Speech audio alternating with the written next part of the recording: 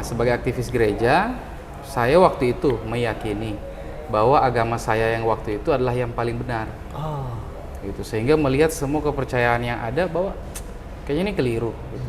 Apalagi di saat-saat itu ada framing-framing yang membuat khususnya agama Islam itu terlihat buruk.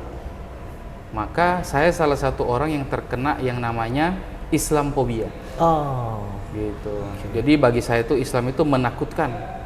Islam itu buruk. Islam itu teroris. Quran. Islam Kristen buka Al-Quran, download aplikasi Quran. Download aplikasi Quran bukan untuk cari kebenaran Al-Quran. Cari kesalahan Al-Quran. Di mana nih yang bisa dibahas nih biar orang-orang sadar bahwa isi kitabnya salah. Akhirnya proses yang mungkin waktu itu saya menyangka ini singkat. Ternyata panjang. Membutuhkan waktu hampir 2 tahun. Di proses hampir 2 tahun itu ternyata Allah yang maha baik membuat saya sadar itu bahwa saya keliru nih. Niat mencari kesalahan, ternyata Allah menunjukkan kebenaran. Orang tua kita telah memberikan cintanya tanpa pamrih. Yuk balas mereka dengan kebaikan abadi, yakni dengan berwakaf Al-Quran atas nama mereka. Wakaf sekarang, pahala selamanya.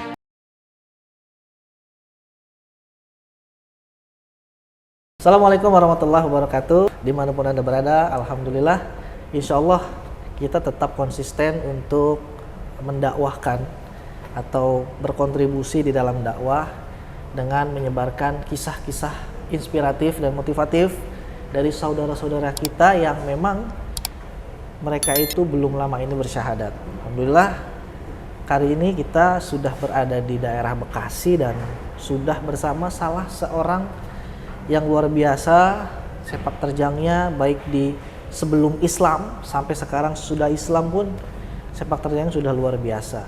Karena kita ingin sekali memberikan kisah-kisah mu'alaf ini kepada para sahabat wakaf atau para subscriber semuanya agar bisa mempertebal keimanan kita dan ketakwaan kita kepada Allah Subhanahu wa taala, agar ibadah kita terutama yang muslim dari kecil ini itu tidak kalah dengan teman-teman kita atau saudara-saudara kita yang bukan Islam dari kecil.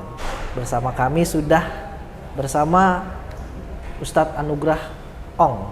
Nah, kalau dari namanya ya pasti udah tahu lah ya. Mungkin di thumbnail juga udah kita spill gitu. Ada kata-kata Ongnya. Siapa beliau? Langsung saja kita sapa Ustadz Anugrah Ong. Assalamualaikum Ustadz. Waalaikumsalam warahmatullahi wabarakatuh. Segar sekali ini rupanya. Alhamdulillah. Ustadz asli mana nih? Saya lahir di Kota Palu, Sulawesi Tengah. Sulawesi Tengah. Ya. Asli darah Palu. Kalau darah sih bercampur. Karena ayah saya dari Dayak X Chinese. Dayak X Chinese. Yes. Oke. Itu. Berarti Dayaknya itu berarti Kalimantan dong? Kalimantan. Barat, Ya. timur? Daerah Banjarmasin. Oh, Banjarmasin. Asli Dayak berarti Bapak ya? Nggak asli juga. Nggak asli juga. Mix sama Chinese tadi. Mix sama Chinese ya. tadi itu ya, Masya Allah. Kita ingin tahu nih Ustadz, bagaimana perjalanan spiritual antum Ya. dari mulai awal dulu, pasti kan Kristen Protestan atau Katolik? Dulu saya itu bukannya Kristen biasa ataupun Katolik. Kami menyebutnya karismatik. Nah, ini dia. Karismatik. Mungkin bisa diceritakan Ustadz, secara detail gimana tuh proses perjalanan spiritual antum tuh sampai sekarang antum seperti ini. Baik. Sebenarnya ceritanya cukup panjang nih ya. Ya. Karena berproses gitu. Ya. Nggak instan. Allah memberikan saya hidayah tuh nggak sehari semalam tiba-tiba jadi gitu, nggak. Tapi berproses yang panjang. Sebelumnya background saya seorang yang aktif di gereja, atau mungkin boleh disebut aktivis gereja. Aktivis, oke. Yes. Nah, sebagai aktivis gereja, saya waktu itu meyakini bahwa agama saya yang waktu itu adalah yang paling benar. Gitu. Sehingga melihat semua kepercayaan yang ada bahwa kayaknya ini keliru. Gitu. Apalagi di saat-saat itu ada framing-framing yang membuat khususnya agama Islam itu terlihat buruk. Maka saya salah satu orang yang terkena yang namanya Islamophobia. Gitu. Jadi bagi saya itu Islam itu menakutkan. Islam itu buruk. Islam itu teroris gitu. Islam itu bom bunuh diri gitu. Itu yang saya tahu dulu.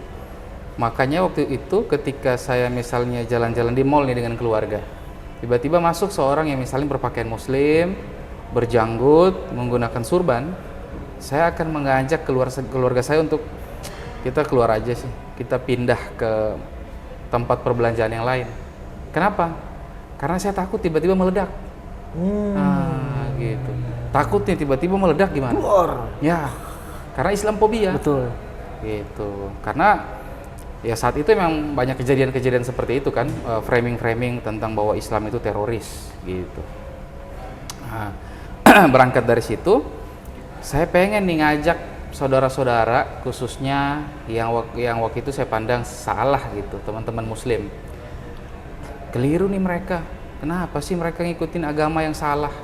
Agama yang anarkis, agama yang merusak, agama yang sama sekali nggak memperlihatkan kebaikan tuh. Sedangkan kepercayaan saya yang dulu itu kan penuh dengan cinta kasih. Nah, sementara yang ini kok penuh dengan kekerasan gitu. Kayaknya perlu nih saya ngajakin mereka untuk mengenal keyakinan yang menurut saya waktu itu benar. Gitu. Maka saya sering ngajak berdebat, ngajak diskusi. Gitu. Antar agama? Yes, ngajak diskusi kan dalam usaha untuk penyelamatan gitu. Penyelamatan ya. Iya. Penyelamatan bukan misi apa-apa, sayang gitu. Misi penyelamatan karena pengen mereka kenal nih sama yang benar gitu. Nah, maka dari situ saya mikir nih, kalau saya sering debat, paling tidak saya harus punya pengetahuan tentang agama Islam waktu itu. Biar saya tahu di mana nih mau nyerangnya. Di mana nih sisi-sisi buruknya gitu.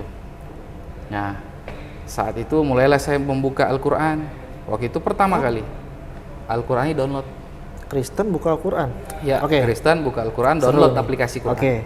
Download aplikasi Quran bukan untuk cari kebenaran Al-Quran, cari kesalahan Al-Quran. Di mana nih yang bisa dibahas nih, biar orang-orang sadar bahwa isi kitabnya salah. Download aplikasi Al-Quran. Saya mulai dari membaca waktu itu terjemah surah Al-Fatihah, kemudian lanjut ke terjemah surah Maryam. Karena kan belum bisa baca Arab, jadi terjemah aja. Kenapa baca surah Maryam? Karena waktu itu saya tertarik membandingkan kisah Yesus dalam versi Injil atau Alkitab dan Nabi Isa dalam versi Al-Quran. Maka saya baca surah Maryam karena di situ ada kisah itu. Berproses dalam membaca itu ternyata membuat saya semakin asik dengan Al-Quran. Akhirnya proses yang mungkin waktu itu saya menyangka ini singkat, ternyata panjang, membutuhkan waktu hampir 2 tahun. Di proses hampir 2 tahun itu ternyata Allah yang maha baik membuat saya sadar itu bahwa saya keliru nih. Niat mencari kesalahan, ternyata Allah menunjukkan kebenaran. Kayaknya saya keliru nih di keyakinan saya yang lama nih. Kayaknya saya ini sih kayaknya yang benar gitu. Nah, akhirnya mulai galau. Udah mulai nggak konsen di kegiatan-kegiatan agama yang lama itu, udah nggak konsen, udah nggak fokus gitu. Karena udah mulai kontraksi otak itu. Otak udah mulai kontraksi, ini kayaknya saya yang salah gitu. Nah, berproses akhirnya sampai pada satu titik saya sadar bahwa nih saya ngaku bahwa saya keliru nih. Saya meyakini mulai hari ini tidak ada Tuhan selain Allah. Bahwa yang dikatakan di agama saya Tuhan, menurut saya bukan Tuhan tuh. Itu utusan atau nabi, rasul. Tuhan yang benar adalah Allah. Maka tidak ada Tuhan selain Allah. Tapi belum nyambung. Belum nyambung ke Muhammad Rasulullah. Baru ibarat kata syahadatnya baru setengah aja. Iya. Beriman kepada Allah, tapi belum beriman kepada Nabi Muhammad. Saya beriman kepada Allah melalui jalannya Nabi Isa. Begitu pemahaman saya waktu itu. Karena di dalam Alkitab saya di agama yang lama itu ada kelompok yang disebut pengikut-pengikut Yesus. Atau kalau dalam Al-Quran saya baca itu ada namanya kelompok apa ini namanya? Hawariyun. Oh, Hawariyun. Oke. Kelompok Hawariyun. Nah, saya memposisikan saya di kelompok Hawariyun. Saya beriman kepada Allah tapi melalui jalannya Nabi Isa. Karena saya nggak kenal Muhammad. Iya. Siapa tuh Muhammad? Yang saya tahu tentang Muhammad buruk. Beliau orang yang tukang kawin, menikahi anak di bawah umur, framingnya nggak bagus Iya, gitu. iya. Saya ikuti Nabi Isa aja. Berjalan beberapa waktu, saya mikir lagi gitu. Silakan minum dulu. Nggak apa-apa. Saya mikir lagi gitu. Kalau saya jadi Hawariyun, teman-teman saya yang berpaham seperti ini ada nggak? Iya. Apa cuma saya sendiri nih? Nah, dan ternyata nggak ada gitu. Cuma saya sendiri aja. Terus tempat ibadahnya di mana? Wah, nggak ada nih. Kayaknya ada masalah ya kalau kayak gini kan. Saya sendiri aja berarti nih. Nah, dari situ saya tertarik lagi untuk belajar mencari tahu siapa tuh Muhammad. Apa sih yang diajarin? Gitu. Nah, dari situ akhirnya belajar atas izin Allah dipertemukan dengan seorang habaib waktu itu. Oke. Dari kota dari Tanggul gitu. Kalau nggak salah beliau tuh keturunan dari Habib Soleh Tanggul. Oke. Akhirnya singkat cerita Allah pertemukan dengan beliau, saya bisa diskusi dengan beliau kurang lebih hampir 1 minggu. Jadi 1 minggu tuh saya ganggu beliau setiap hari, mulai dari kurang lebih malam jam 8 sampai subuh. Wah. Sampai jam 5 subuh. Nanya sepuasnya, sesuka hati saya, siapa sih itu Muhammad? Dan beliau sabar menjelaskan dengan cara saya waktu itu bertanya, ya kurang adab, kurang sopan gitu. Dan memang belum nggak kenal akhlak ya seperti yang diajarkan Islam gitu. Beliau sabar menjelaskan selama kurang lebih seminggu. Akhirnya saya punya gambaran tuh. Oh, Muhammad itu kayak gini. Setelah dari situ beliau balik, saya masih terus mencari tahu dari kajian-kajian sirah, dari kitab-kitab sirah, belajar gitu. Oh, ternyata ketemu bahwa apa yang diajarkan oleh Nabi Muhammad itu sama dengan apa yang diajarkan Nabi Isa atau Yesus. Oh. Apa kesamaannya? Sama-sama mereka mengajak manusia untuk beriman dan menyembah Allah.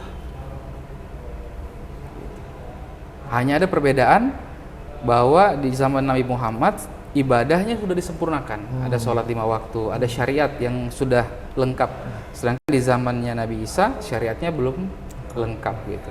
Maka Nabi Muhammad dikatakan dalam Islam diturunkan untuk menyempurnakan agama, diantaranya menyempurnakan akhlak gitu. Nah, sampai di titik itu oke, saya mau syahadat. Itu akhirnya carilah di mana nih saya bisa syahadat gitu. Akhirnya terdengar satu nama waktu itu. Saya nggak tahu kan mau kemana syahadat, gimana caranya. Hanya tahu waktu itu ada satu nama yaitu Habib Soleh Rotan di Palu. Gitu. Saya nyampaikan ke teman saya, tolong carikan saya nih di mana tempat beliau. Saya pengen ketemu beliau.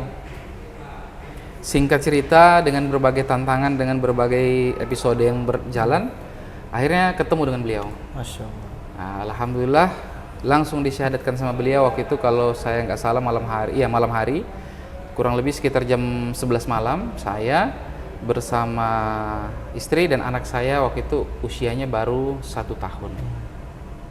Begitu kurang lebihnya. Tahun berapa itu, Ustaz? Itu 2018.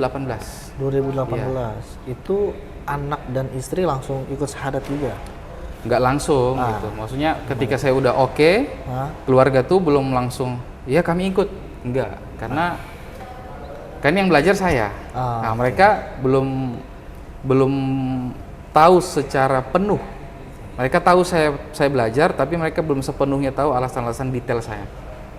Sehingga butuh waktu lagi beberapa bulan untuk saya ngobrol dengan istri, meyakinkan dia bahwa Islam itu agama yang benar gitu. karena dia udah punya trauma juga karena istri saya Muslim Oh, yang murtad karena melihat Islam tidak mencerminkan kebaikan. oh, Gitu. Dia ngikuti majelis taklim, tapi orang-orang di majelis taklim nggak ada yang care, nggak ada yang peduli. Masing-masing sibuk aja dengan kehidupannya, masing-masing duduk aja sibuk dengan apa yang dianggap penting gitu. Sehingga ketika dia bergaul, bertemu dengan teman-teman dari agama sebelah, dia merasakan kenyamanan. Dia merasakan, kayaknya ini yang benar nih. Mereka nih baik, mereka nih care, mereka nih peduli. Gitu. Apalagi di saat itu mungkin pemahaman dia tentang Islam juga masih minim. Ya sudah, akhirnya pengaruh lingkungan itu dia murtad. Jadi bukan karena saya, emang dia merasakan kenyamanan gitu. Jangan suuzon dulu ya. Iya. Bukan karena beliau. Khawatir nih netizen nanti, wah ini gara-gara Ustadz nih. Nah, Aja Tat. gitu. Setelah itu berproses kurang lebih beberapa bulan, akhirnya dia mau syahadat. Alhamdulillah. Gitu. Anak saya juga 1 tahun ikut syahadat bareng gitu. Masya Allah. Gitu. Karena sebenarnya kan kalau kata Al-Quran semua manusia itu fitrah Ya. Islam gitu. Anak saya itu masih fitrah sebenarnya. Saya aja waktu itu ngerusak dia. Iya. Gitu. Tapi alhamdulillah atas izin Allah izinkan semuanya balik ke jalan Allah. Alhamdulillah. Ya berarti mungkin gini Ustaz ya. Ketika antum masih di agama sebelah, seaktif apa antum di agama sebelah waktu itu? Seaktif apa? Cukup aktif. Cukup aktif. Saya sempat jadi seorang full timer. Saya dapat fasilitas tempat tinggal. Oke. Saya juga dapat fasilitas insentif bulanan. Oke. Saya dapat fasilitas catering makan. Saya dapat fasilitas belajar. Saya dapat fasilitas kendaraan. Jadi secara kebutuhan kehidupan sehari-hari ya, waktu itu udah cukup gitu. Bahkan gaji ya tinggal kita pakai buat jalan-jalan aja. Oh. Gitu. Makan juga udah dapat. Ya, gitu. kan udah ada catering. Udah catering sendiri. Kok full timer itu detailnya apa sih Sat kalau boleh tahu? Detailnya ya kalau kayak kantor ya, pegawai gitu. Pegawai ya. Pegawai Pegawai di gereja itu ya. Iya, kerja ngurusin sesuai bidangnya gitu. Ngurusin misalnya laporan, ngurusin program, gitu. Back office, back end. Iya, bagian office gitu Bagian lah. office-nya gitu lah ya. Oke. Berarti full timer itu istilahnya adalah ya pegawai gereja gitu lah ya. Iya. Gitu. Kalau di masjid kan ada pegawai masjid atau marbot gitu Marbot kan ya. gitu. Seperti Tapi kalau marbot kan biasanya cuma ngurusin bersih-bersih. ya, biasanya cuma bersih-bersih. Nggak mendetail gitu. Nah, Iya. kalau di agama yang lama itu detail itu ngurusin laporan, ngurusin keuangan, ngurusin program, ngurusin apa yang bisa dibuat nih untuk bisa memberikan manfaat gitu. Jadi emang udah kayak kantor lah, profesional banget gitu. Profesional banget. Wah, Gitu. pantesan ya. Siapa tadi istri antum sampai tertarik gitu dulu ya? Dulu. Ya. Karena emang fokus Fokus dia ya. profesional dan totalitas. Oke. Gitu. Terus kemudian gini Sat, full timer, kemudian dapat beberapa privilege kan tadi banyak gitu ya, fasilitas dan sebagainya. Nah kemudian pernah nggak sih antum dulu tuh ya dalam tanda kutip memurtadkan orang ya dulu itu? Memurtadkan orang secara langsung enggak, tapi ikut dalam bukan upaya memurtadkan, karena kalau di sebelah tuh sebenarnya nggak ada tujuan untuk ayo nih sebanyak-banyaknya kita cari orang untuk dimurtadkan gitu, nggak ada.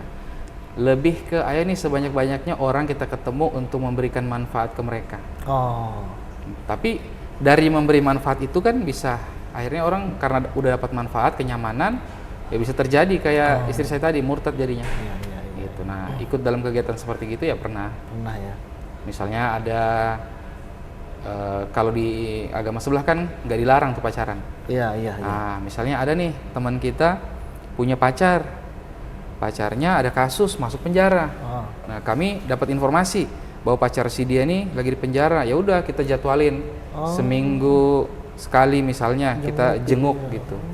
bawain dia sesuatu, bawain makan, bawain minum, bawain apa yang sekiranya dia butuhkan lah gitu, kasih dia perhatian, kasih dia rasa bahwa ada yang peduli dengan dia gitu. Agar dia nggak semakin terpuruk gitu tujuannya. Tapi hasil dari situ biasanya begitu dia keluar dia murtad. Biasanya ya. Biasanya karena kan selama dia di penjara nih, tetangganya nggak jenguk, Ya. orang tuanya nggak jenguk, Iya. teman-temannya nggak jenguk. Oh. Mohon maaf, ketua majelis taklimnya nggak jenguk, ya kan? Mohon maaf lagi, pak imamnya, ustadznya, tempat dia biasa sholat nggak pernah Iya. menjenguk dia. Maka yang dia rasakan baik, teman-teman ini walaupun akidahnya berbeda, tapi mereka jenguk saya, mereka bawain saya roti. Gitu. Sebenarnya bukan rotinya, tapi dia butuh ada orang yang memberikan dia kepedulian. Gitu. Kan kita butuh itu. Ya. Kita ini makhluk sosial, nggak bisa sendiri. Gitu. Nah akhirnya hal-hal itu membuat dia murtad. Karena di sini dia melihat gambaran yang baik, di sebelah dia melihat katanya Islam baik, tapi nggak kerasa tuh. Katanya rahmatan lil alamin, mana? Di sini katanya sesat, tapi mereka baik. Iya ya. Nah, itu sih. Gitu-gitu ya. Ya, Berarti tidak secara langsung, tapi tersistematis gitu ya. ya, kurang lebih seperti Luar biasa ya memang teman-teman kita yang itu ya. Ya, sebenarnya kita harus kayak gitu. Betul. Nabiku Setuju tuh kan totalitas saya. banget. Betul. Nabi Muhammad tuh totalitas, para sahabat tuh totalitas, para ulama, guru-guru kita tuh totalitasnya luar biasa. Betul. Kita aja yang nggak totalitas hari ini. Setengah-setengah. Itu iya. Kebanyakan mikirin duit kan. Kirim duit siapa yang dipikirin tadi? Nah kemudian gini Tat, setelah memutuskan untuk syahadat bersama Habib siapa tadi namanya? Habib Soleh Rotan. Habib Soleh Rotan.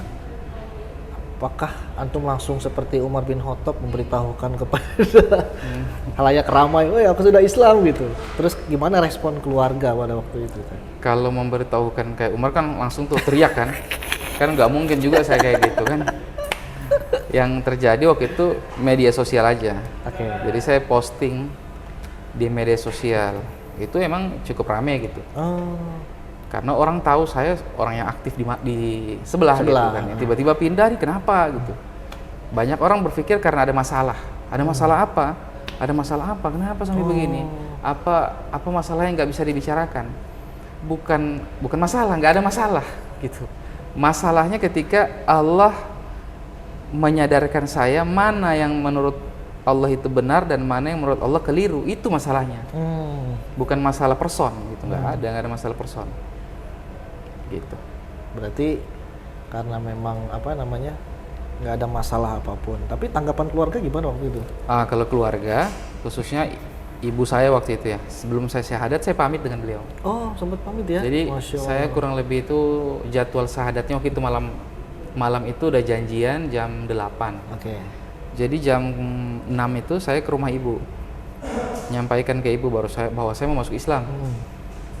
Akhirnya terjadi perdebatan. Oke. Ya, orang tua kan otomatis nggak terima, nanya kenapa gitu. Terjadi perdebatan karena saya mesti jelasin, orang tua nggak terima, ya udah akhirnya panjang. Itulah yang membuat akhirnya sampai jam 10. Oh, lama juga ya debatnya. Iya, karena ibu tetap aja awal-awal itu nggak mau gitu, jangan gitu.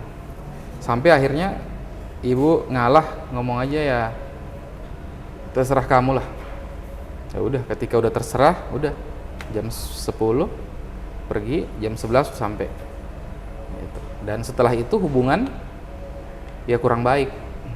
Hubungan kurang baik dengan saya dengan keluarga saya itu ya kurang baik gitu. Kurang baik ya. Iya. Bapak juga sama, responnya seperti itu. Begitu juga. Masya Allah. Responnya ya kurang baik gitu. Ya Allah. Tapi ya waktu itu saya hanya ingat kisah tentang Nabi Ibrahim. Nabi Ibrahim juga akhirnya bukannya memilih, tapi akhirnya keadaan membuat dia harus memilih mengikuti Allah atau dengan orang tua. Tapi biar gimana pun ya kita harus tetap milih Allah. Tapi bukan berarti kita benci dengan orang tua kemudian menyerang mereka atau memusuhi mereka, enggak. Saya berprinsip enggak, bahkan sampai akhirnya beberapa bulan lalu alhamdulillah orang tua saya itu sudah syahadat. saya tetap berusaha untuk memperlakukan mereka dengan baik. Walaupun mereka misalnya nggak baik ke saya tetap harus baik ke mereka. Karena itu ajaran Nabi Muhammad. Iya. Oke. Nah, kenapa sih kalau tadi sedikit dari cerita yang Ustadz jelaskan, di sebelah itu kan memang sistematis betul ya untuk dakwahnya mereka gitu kan. Terus kemudian antum sudah dapat banyak fasilitas gitu kan. Nah, apa yang menguatkan antum gitu kan ketika ada tawaran atau antum menemukan Islam ini dibanding di sana kan udah nyaman, udah enak gitu kan, terus tersistematis gitu kan. Kekuatan apa itu saat yang bikin antum tuh yakin betul dengan Islam? Yakin betul bahwa Islam itu benar. Iya. Di satu hidayah. Oke. Iya. Hidayah itu bagi saya kayak gini ya. Kita minum apa nih? Kopi. Iya. Kopi. Waktu saya masih di sebelah, kopi ini saya sebut sebagai teh. Oke. Sedang Ustadz dan kawan-kawan yang lain jelas melihat dan merasakan bahwa ini kopi.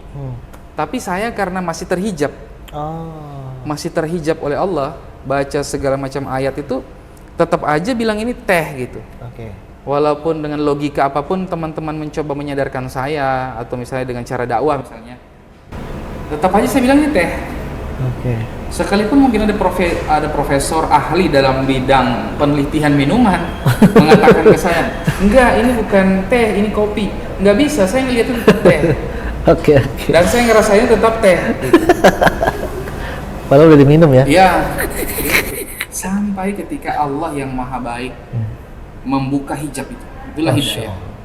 Membuka hijab itu, saya tiba-tiba tersadar gitu. Oh. Jadi proses belajar saya yang hampir 2 tahun tadi itu nggak ada belajar ke ustadz mana, nggak ada. Emang belajar membandingkan 2 kitab itu sendirian. Ini gimana, di sini bilangnya apa, di sini bilangnya apa gitu. Oke. Itu sendirian aja di rumah gitu. Oh. Tiba-tiba Allah buka aja hijab itu. Kok bisa saya bilang kopi ini teh ya?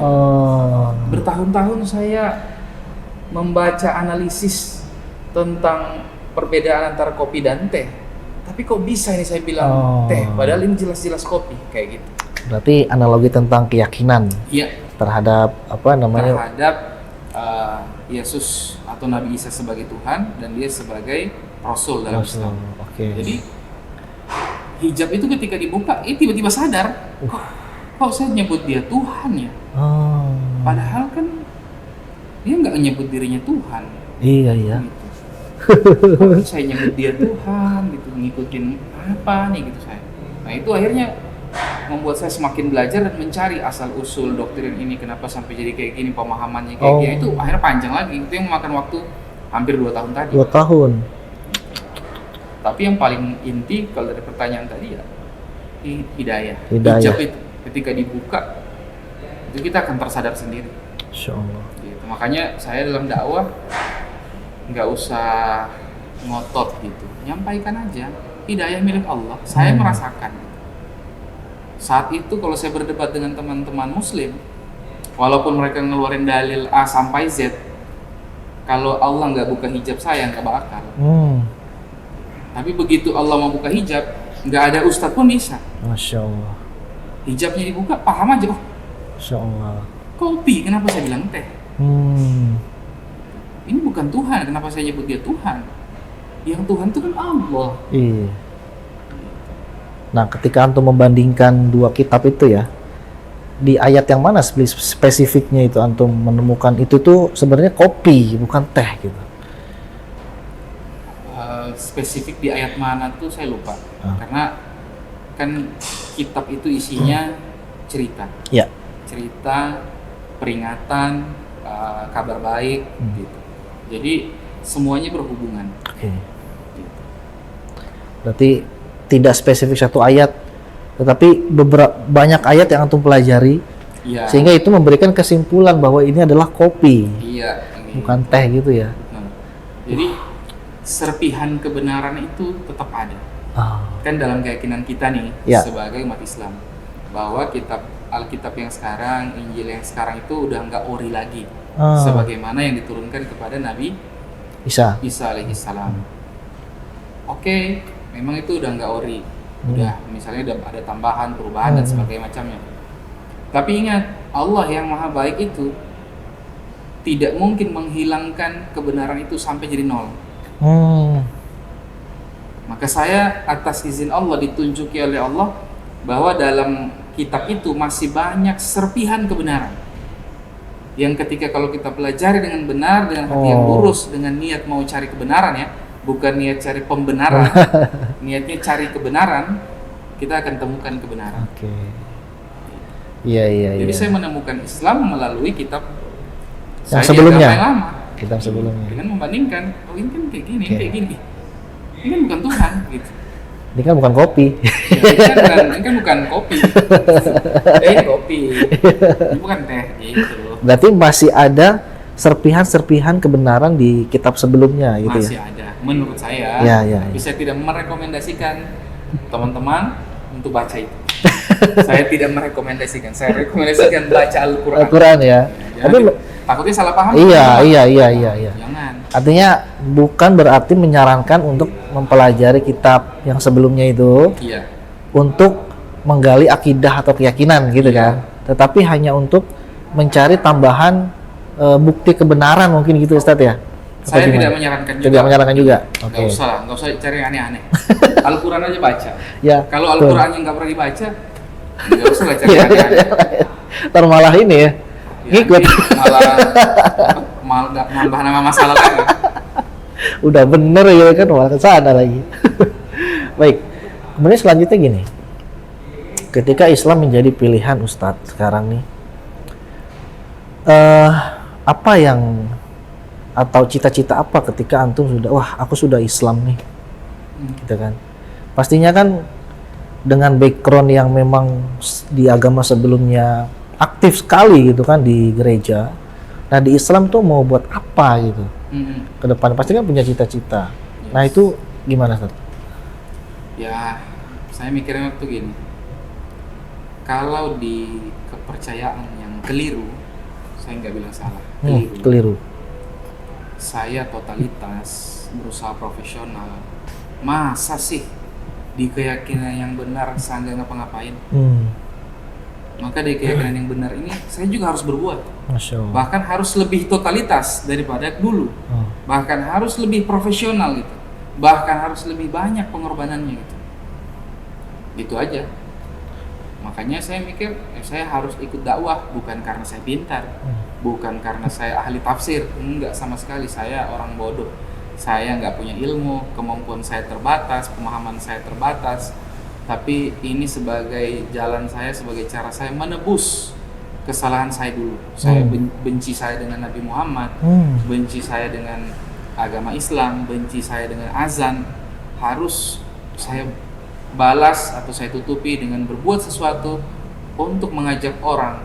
Dua hal aja, mengenal Allah dan mengenal Rasulullah. Masya Allah. Gak usah kenal sama saya, nggak apa-apa. Karena kenal sama saya nggak bisa ngasih syafaat. Iya kan? Ngapain kenal sama saya? Ya kan? Betul. Tugas saya mengajak sebanyak-banyaknya orang saat ini untuk kenal kepada Allah. Kenali siapa Tuhan yang kau sembah. Kenali siapa teladan yang kau ikuti. Masya Allah. Itu aja sih.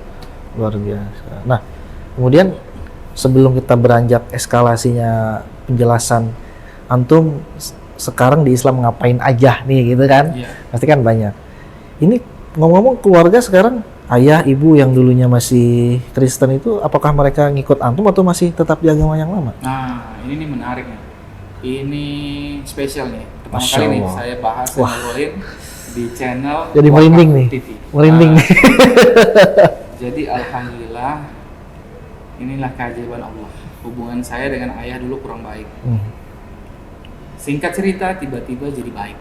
Enggak tiba-tiba juga sih. Ada wasilah-wasilahnya gitu. Ayah sakit, terus saya jenguk dan sebagainya. Akhirnya emosinya menurun, Allah memperbaiki hatinya jadi baik dan sebagainya. Karena saya yakin Allah Maha membolak-balikan hati. Akhirnya saya jadi bisa berjumpa dengan ayah. Setelah sekian tahun saya nggak pernah jumpa dengan ayah, akhirnya saya bisa jumpa. Dan dalam keadaan emosi ayah itu udah menurun. Waktu itu saya udah nggak berani bicara macam-macam. takut nanti salah bicara, akhirnya jadi masalah lagi.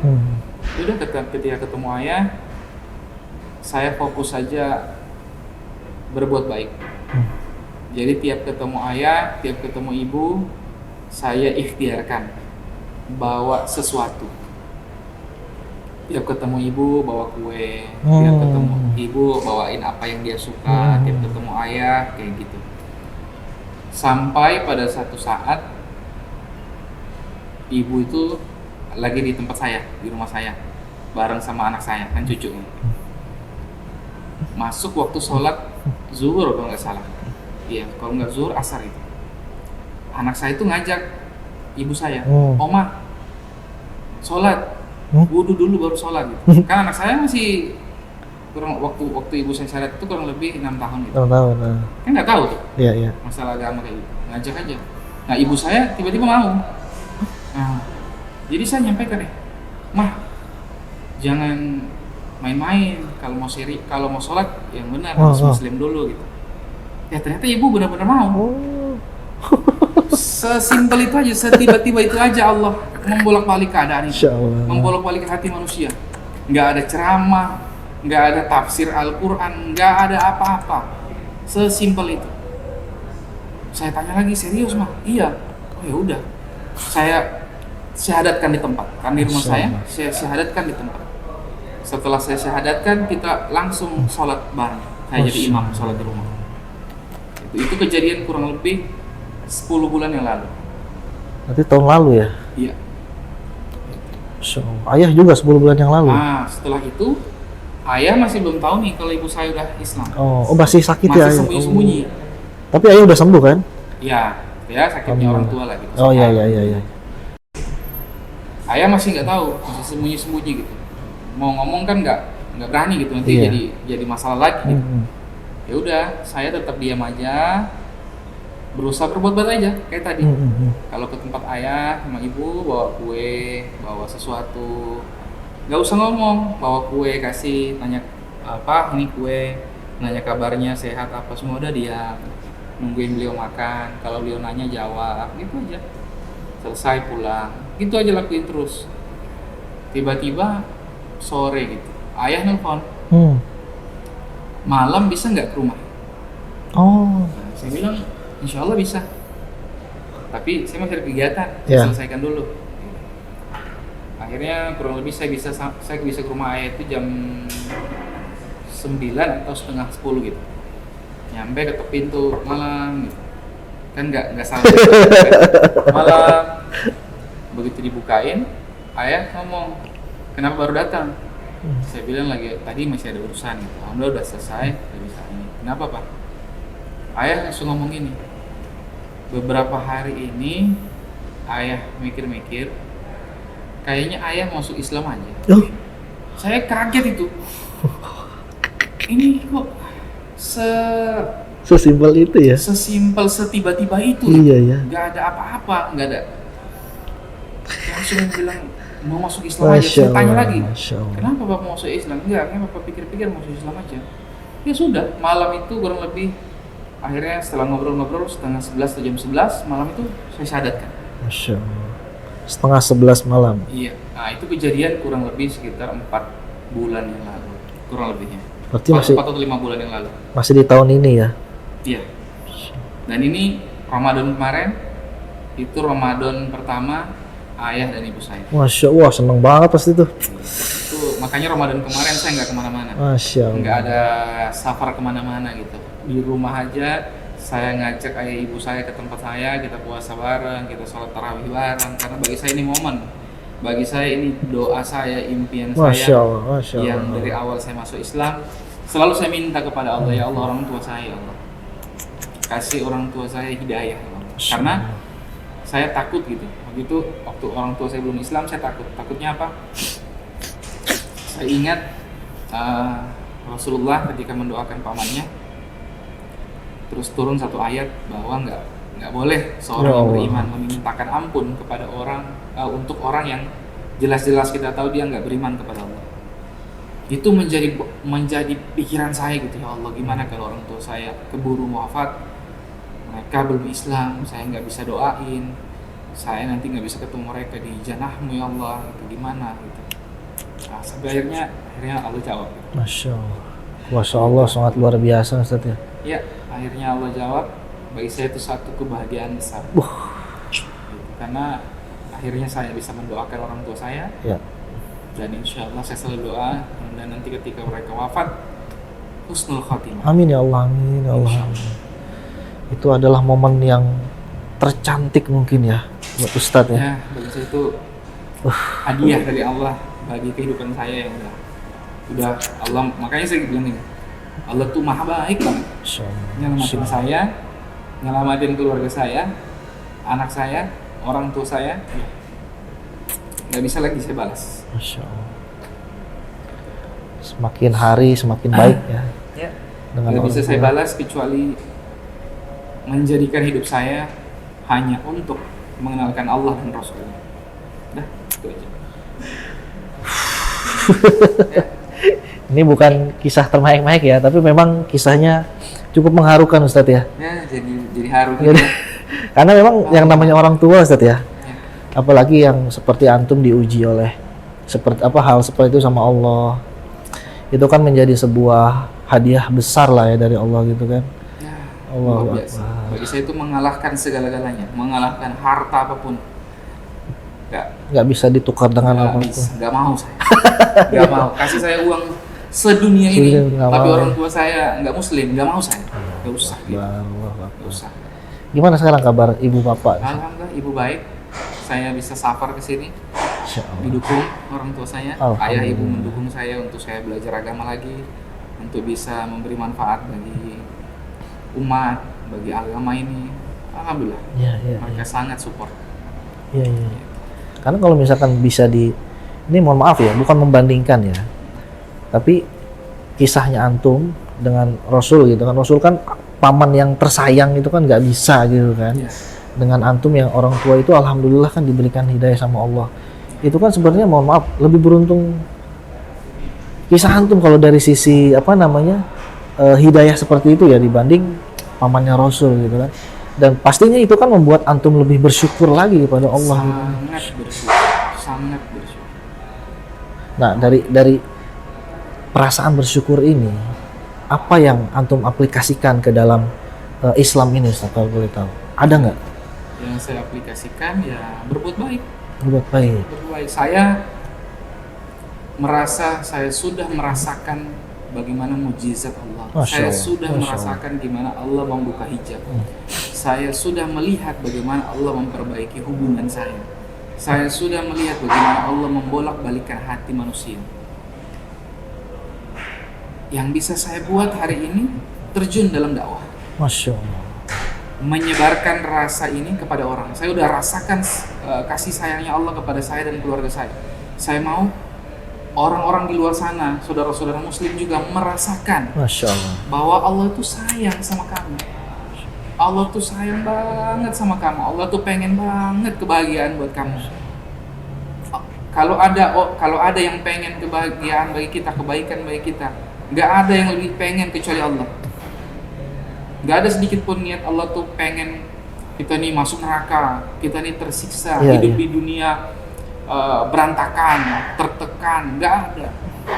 Allah pengen kita bahagia, hidup muda, meninggal insya Allah masuk jannah. Itu yang dipengenkan Allah. Cuman kitanya yang nggak pengen. Kitanya nggak pengen. Contoh, kita nih disuruh sholat, kita yang nggak mau Iya, sholat. betul. Nah, saya hanya mau menjadi wasilah. Mudah-mudahan nih saya bisa jadi wasilah, orang ketemu saya bisa rasakan rahmatan lil alamin. Orang ketemu saya ngobrol jadi tahu bahwa Allah itu sayang sama dia. Jadi tahu bahwa Rasulullah itu mendoakan dia. Gitu, sehingga dia mau sadar gitu. Oh iya bener ya, saya harus balik nih ke Allah gitu. Apa sih yang kita cari gitu. Iya. Kita nyari ketenangan. Gak ada yang bisa berikan ketenangan kecuali Allah. Kita nyari kebahagiaan. Gak ada kebahagiaan kecuali dari Allah. Insya Allah. Itu. Jadi yang saya lakukan hari ini dakwah, mengajak orang untuk kenal Allah dan Rasul. Itu. Di Palu saya ikhtiar bangun masjid, ikhtiar bangun pesantren. Masya Allah. Gitu. Buat apa masjid? Buat apa pesantren? Masjid biar jadi tempat kita ngumpul, sholat bareng, jadi base camp kita. Nggak usah kita jadikan bukannya nggak boleh ya, bukannya nggak boleh nongkrong di kafe, bukan nggak boleh, boleh asal ada manfaat. Ya. Tapi jauh lebih bagus kalau kita bisa ngumpul di masjid. Iya. Ngopinya di Di masjid. masjid. Gitu. Ngopinya di teras masjid. Masya Allah. Ngopinya di pesantren, Masya Allah. ngobrol gitu, asik, barokah, Iya. bahagia, senang, enak. Iya. Nggak mungkin kan di pesantren sama masjid ngomongin tentang maksiat. Ya, gitu. Oh di kafe kan ada potensi kan? Ya. Dan insya Allah kalau di masjid kan pandangan kita lebih terjaga. Betul. Ya, tapi buat teman-teman yang masih suka nongkrong, ya nggak apa-apa. Nggak apa-apa, ya. Pelan-pelan aja, pelan-pelan. Allah sayang kok, Allah tahu kita nggak mampu, minta. Asal jangan kita membenarkan diri ya. Akuin aja salah ya Allah, saya belum mampu, tolong mampukan saya. Ya udah, insya Allah nanti Allah mampukan. Iya, iya, iya. Nah, pengaplikasiannya itu dakwah itu seperti apa Ustadz? Apakah dengan antum keliling-keliling atau tadi kan udah tuh bangun masjid sama bangun pesantren. Iya. Nah, selain itu ada lagi nggak Ustadz? Selain itu sekarang ini saya sedang ikhtiar, pengen bangun entah menyebutnya majelis atau mungkin organisasi ataupun komunitas. Bagi saya nama itu nggak penting. Yang penting adalah esensi dari untuk apa yang dibuat dan apa isinya. Ya. Ya, ini kayak kopi nih. Ya. Untuk apa dibuat kopi? Betul. Dan dari cangkir ini yang berisi kopi, manfaat apa yang didapat dari kopi ini? Jadi saya pengen buat, insya Allah memudahkan satu komunitas ataupun majelis yang isinya mempertemukan, mempersaudarakan semua umat Islam. Walaupun nggak mungkin semua ya, karena kapasitas sangat terbatas, ilmu juga sangat terbatas. Ya siapa aja yang saya ketemu, kita bisa gabung ke majelis ini. Di sini kita belajar bareng, di sini kita nggak cuma belajar tentang spiritual, di sini kita belajar tentang ekonomi, di sini kita belajar tentang digital, teknologi, di sini kita berbagi, di sini kita saling bantu. Esensi utamanya apa yang mau dibangun dalam komunitas ini, dalam majelis ini? Keluarga. Oke, keluarga. Oke. Gimana keluarga? Ya udah, pikir aja gimana nilai-nilai keluarga, saling sayang, saling peduli. Dan itu jangan cuma jadi narasi aja, jangan cuma jadi visi misi yang tertulis tapi nggak ada take actionnya. Saya berharap, saya buat konsep bahwa orang yang gabung ke majelis ini atau orang yang gabung ke komunitas ini atau orang yang bertemu dengan anggota dari majelis ini harus merasakan yang namanya rahmatan lil alamin. Masya Allah. Orang yang susah nggak cuma dibantu uangnya, tapi dibantu secara spiritual, misalnya didoakan, dibantu dengan keilmuan, dibantu dengan support system, ditemani dalam merintis usaha, dibantu dalam promosi, dibeli dagangannya. Masya Allah. Jadi bukan lengkap. Cuma ya harus saling bantu. Kan kita lihat gimana Rasulullah itu mempersaudarakan para sahabat. Mempersaudarakan kaum Ansor dan Muhajirin. Itu dipersaudarakan sama Rasulullah, nggak ada perbedaan. Maka kita pun yang hari ini udah dipersaudarakan sama Rasulullah. Saya nih sama Ustadz dipersaudarakan sama Rasulullah atas dasar apa? Atas dasar cinta karena Allah. La ilaha illallah Muhammad Rasulullah. Ini yang menjadi dasar cinta kita.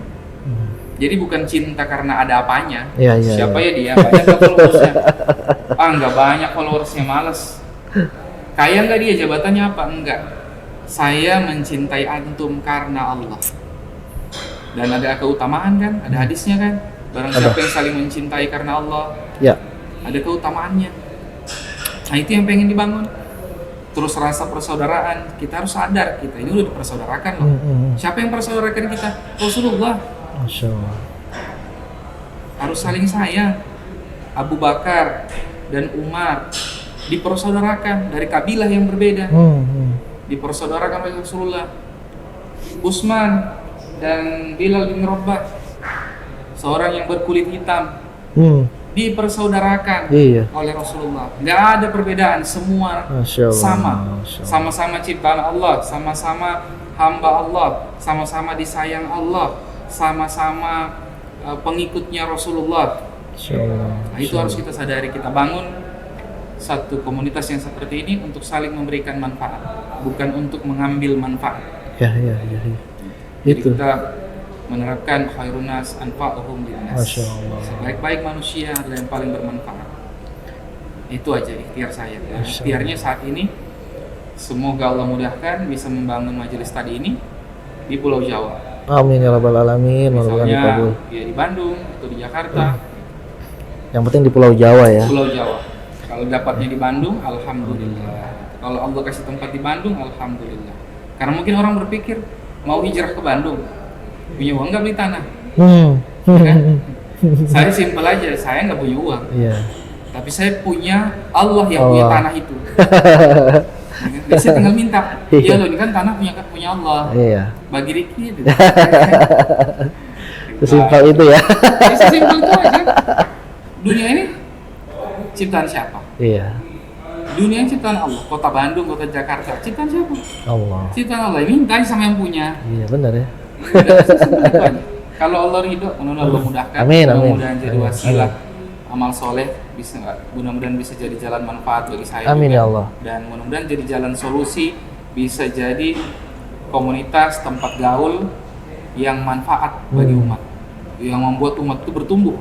Bukan cuma spiritual yang tumbuh, ekonomi harus tumbuh, Ya. kecerdasan harus tumbuh, SDM harus tumbuh. Insya Allah. Di sini kita berbagi ilmu. Misal nih, Bang Hendrik nih, punya kemampuan di bidang multimedia, Ya. gabung ke komunitas ini. Nanti ketemu anak muda yang pengen belajar multimedia, tapi nggak punya biaya. Oh, iya. Nah, Gitu konsepnya ya. ketemu dalam komunitas, dia pengen belajar dan istiqomah dan komitmen, mau dibimbing, mau dibina. Bang Hendrik punya ilmunya. Mau nggak ngajar? Mau. Udah, ajarin gratis. Mereka Masya dapat Allah. ilmu free. Insya Allah. Iya. Bisa mereka pakai, mau bikin konten, mau kerja, mau apa, manfaat buat mereka. Asal jangan buat maksiat ya. Ya, nah, makanya tadi kita lihat Iya. komitmennya. Komitmennya ya. Iya. Sambil mereka diajarin. Jadi nggak fokus hanya spiritual aja, enggak. Karena semua ilmu itu harus kita pelajari. Dan itu punya kita. Iya. Ilmu ekonomi punya kita. Ilmu politik punya Punya kita, kita. iya. Nggak, jangan mau dipisah-pisahkan sama pemahaman sekularisme. Nggak boleh. Memisahkan agama dari kehidupan. Memisahkan agama dari kehidupan nyata, memisahkan ilmu yang katanya ilmu agama, hadis, Quran dan sebagainya dengan ilmu ekonomi. Nggak bisa. Nggak bisa, betul. Kita ini hidup di dunia. Ini satu di zaman Rasulullah semuanya satu. Rasulullah membahas ekonomi. Ada fikih muamalah dibahas dalam Islam. Udah berarti semuanya satu, punya kita semua. Kita pelajari semuanya. Iya ya. Kita jadikan manfaat. Iya. Untuk apa? Untuk dakwah, Iya. untuk agama. Jadi jalan menumbuhkan ekonomi, bantu orang. Insya Allah. Kalau semua orang Islam kaya kan bagus, Wah iya benar. ya kan? Bagus. Bagus. Kaya dermawan lagi. Kaya, dermawan, soleh, Soleh. bagus. Barokah Indonesia. Rahmatan lil alamin dong Iya. jadinya. Itu aja konsepnya. Insya Nggak perlu Allah. saya yang kaya, Iya. ya kan? Kayak Rasulullah. Haruskah Rasulullah kaya? Rasulullah Iya. udah kaya. Kaya. Tapi ketika fokus dalam berdakwah, kekayaannya itu habis untuk dakwah. Betul. Maka yang kayanya pindah. Oh, Yang kayanya adalah Abdurrahman bin Auf, Bin Auf. Utsman bin Affan. Mereka lagi yang Masya kaya. Allah. Rasulullah udah mulai menurun ya ekonominya. Ya, karena buat dakwah itu tadi Karena kan. udah fokus ke dakwah. Betul. Iya. Selain itu ada lagi nggak Sat, untuk peran dakwahnya di Islam ini setelah antum syahadat itu?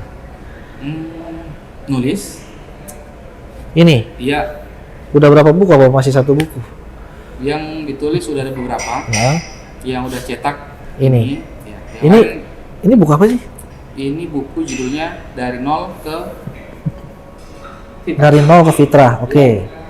Tuntunan mu'alaf dan sahabat hijrah. Iya. Boleh spill dikit nggak? Ini tuh apa gitu? Ya, kenapa buku ini ditulis? Berdasarkan pengalaman saya. Ketika masuk Islam, kan bingung tuh mau belajar apa. Ada yang bilang belajar ngaji, Ya. ada yang bilang Sholat. belajar sholat, ada yang bilang belajar muamalah Ya. biar nggak riba, Ada yang bilang belajar wudhu. Jadi saya mau belajar yang mana? Ya kan? Nah, belajar dari situ dan belajar dari pengalaman dulu, sulit mencari orang yang benar-benar mau ngajarin kita. Karena hari ini orang pada sibuk dengan kepentingannya dia sendiri. Maka saya tulislah buku ini yang mudah-mudahan insya Allah bisa membantu teman-teman yang baru masuk Islam atau baru hijrah. Disusun nih step by stepnya, belajar ini dulu, kemudian belajar ini dulu, kemudian belajar ini dulu. Ini isinya dasar aja nih, isinya hal-hal dasar aja. Yang bisa bantu untuk menambah iman, menambah pemahaman, menambah informasi agar kita tahu bagaimana cara beribadah yang benar. Simpel-simpel aja, yang ringan-ringan aja nih. Berarti ini bukan hanya untuk para mu'alaf ya? Iya. Buat kita-kita yang Islam dari kecil proper juga untuk kita baca ini ya? Iya, buat para turis.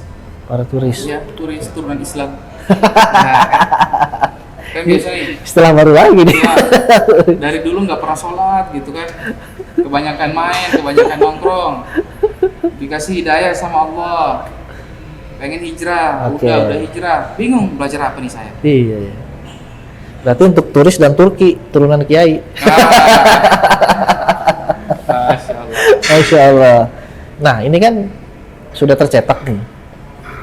Kalau saya ingin mendapatkannya gimana, Tad?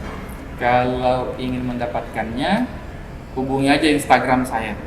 Apa tuh Instagramnya? Anugrah Ong. Disambung semuanya? Iya. @anugrahong. @anugrahong.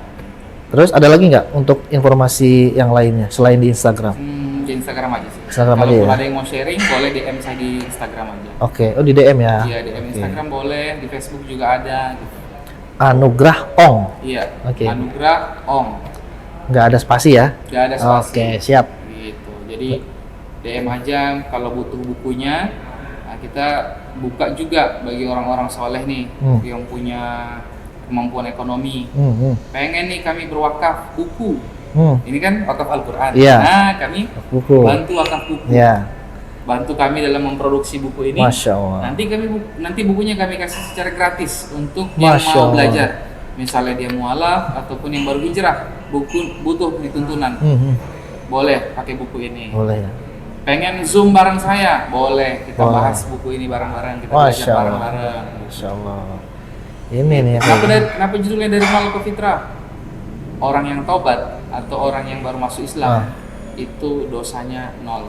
Iya. Betul. Udah 0, tapi dia perlu nih ke fitrah. Apa fitrahnya? Fitrahnya adalah beribadah kepada Allah, mengabdi kepada Allah. Jadi udah 0, tapi dia perlu tahu fitrahnya apa nih. Diciptakan buat apa?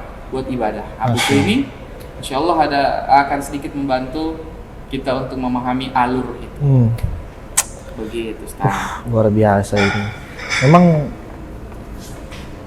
kita ini memang harus turun ke bawah dulu. Ini kan isinya kan kalau tadi saya lihat itu, Ustaz ya, itu simple sekali ya. Tapi simple bukan sesimpel apa ya, bahasanya simple, kemudian pembahasan juga simple, Ustaz.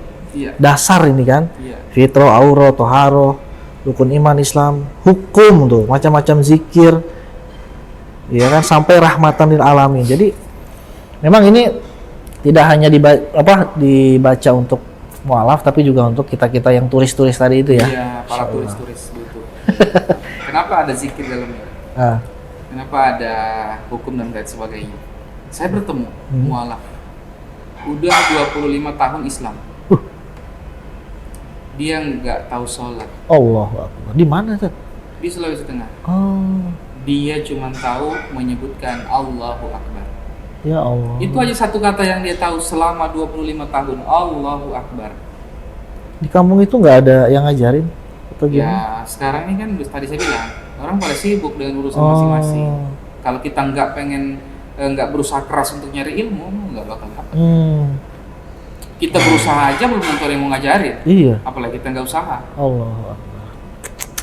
Karena saya merasakan itu. Saya pengen nih belajar, nyari nih ustadz, nyari nih yang katanya tokoh-tokoh agama. Nggak semudah itu mereka mau ngajarin. Kenapa? ada yang lagi sibuk ngajar di kampus, ada yang sibuk jadi dosen, ada yang sibuk jadi pengajar di pondok pesantren, ada yang sibuk tablik akbar, ada yang sibuk dengan safari. Nggak punya waktu ngajarin saya. Saya datang, saya bisa nggak ngajarin saya? Oh, saya lagi sibuk nih, mau safari kemana gitu. Pengalaman saya nih, ngalamin langsung gitu. Nah, makanya saya bilang, yang mau belajar aja nggak semudah itu. Yang nyari aja susah ya? Iya, yang mau usaha belajar aja nggak semudah itu, apalagi yang nggak usaha. Tapi memang rentan sih ya, rentan balik lagi mereka gitu kan? Iya, bisa jadi. Saya pun gitu. Oh gitu? Iya, kalau nggak ini ya? Kalau nggak sebelum masuk Islamnya itu udah belajar Quran, udah punya gambaran gimana indahnya Islam, gimana indahnya Rasulullah, mungkin murtad juga. Kalau ngelihat umat Islam hari ini. Iya ya. Karena keadaan umat Islam hari ini dengan Islam yang digambarkan dalam Al-Quran, Islam yang dibawa oleh Nabi Muhammad dan teladan dari Nabi Muhammad itu berbeda, dan perbedaannya cukup jauh. Cukup jauh, betul merasakan kita. Bersyukur saya sebelum masuk Islam itu udah tahu Islam itu kayak gini. Jadi ketika melihat kok beda, oh iya ya udah, berarti emang umat Islam hari ini dengan Islam yang sebenarnya itu belum sama gitu. Ya. Karena keterbatasan, termasuk saya juga hari ini ya. Belum sempurna juga, belum sama juga seperti Islam yang dibawa Nabi Muhammad. Maksudnya bukan belum sama, belum baik, tapi akhlak saya, keislaman saya belum kesempurnaan agama Islam. Insyaallah. Jadi memang setelah masuk Islam langsung gerak cepat ya, cek untuk bisa mengembalikan lagi apa yang dulu, misalkan kalau dulu aktif ya kan untuk mengajak ke yang sebelah, sekarang lebih aktif mengajak yang ke Islam. Insyaallah. Mengajak untuk kenal Allah. Kenal Allah ya. Kenal Allah. Jadi siapa sih yang mau kenal Allah? Siapa aja. Ya. Apapun agama dia, kalau mau kenal Allah, ayo. Iya. Apalagi yang udah Islam, mau kenal Allah, ayo. Masa udah Islam belum kenal Allah gimana ya? Bisa jadi. Kan gini, kalau udah kenal Allah, harusnya kita nggak risau dengan rezeki. Betul. Kenapa kita risau dengan rezeki? Nggak kenal dengan Allah. Betul, itu dia. Baru tahu ya. Itu kan beda tuh, tahu sama kenal. Iya. Beda. Betul. Tahu durian sama orang yang udah pernah makan durian beda. Cuma lihat gambar sama yang merasakan ya. Tahu gajah dengan orang yang udah pernah megang gajah. Beda. Iya. Oke.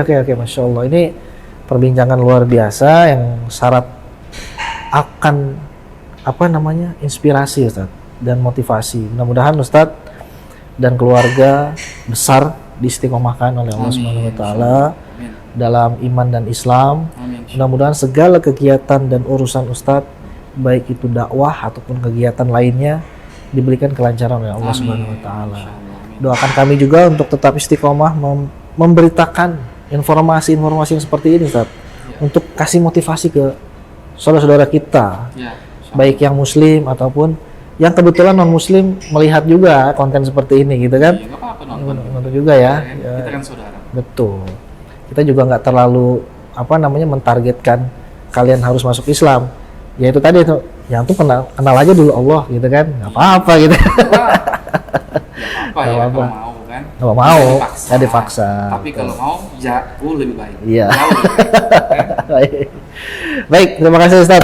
Jazakallahu khair. Mudah-mudahan kita semua selalu diberikan istiqomahan. Amin. Baik sahabat wakaf, alhamdulillah itu tadi kisah yang luar biasa dari Ustadz Anugrah Ong yang memberikan kita motivasi. Mudah-mudahan konten ini bisa bermanfaat buat kita semua. Bagi teman-teman yang memang merasa konten ini bermanfaat, silahkan share ke teman-teman yang lain. Jangan lupa tinggalkan komentar, baik itu dukungan, semangat, ataupun kritik dan saran. Karena kami sangat membutuhkan kritik dan saran untuk bisa lebih baik lagi. Dan buat teman-teman yang terasa baru melihat channel kami, silahkan dipencet tombol subscribe-nya. Terima kasih. Assalamualaikum warahmatullahi wabarakatuh.